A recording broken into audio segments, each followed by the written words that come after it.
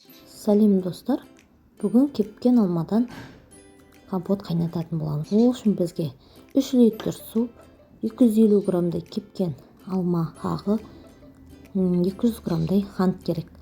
Ең алдымен суымызды қайнатып аламыз. Содан соң жақсылап жуылған кепкен алмамызды салып 10 минуттай бетін жауып қайнатамыз. Арнама тіркеліп, лайк, комментарий жазып кетіңіздер. Одан соң қантымызды саламыз. Қант менде 200 грамдай. Қантымызды салып, жақсылап 20 минут қайнатып аламыз. Лимонный кислота салсаңыздар да болады, өз қалауларыңыз бойынша. Осылай қайнатып болғаннан кейін суытамыз. Суыған компотымызды осылай ыдысқа құйып қоясыздар.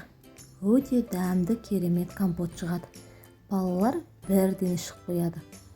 Сіздер де жасап көріңіздер. Менің каналыма тіркеліп, лайк, комментарий жазып кетіңіздер. Алда талай қызықты осындай рецепттермен, лайфхактармен бөлісетін боламын.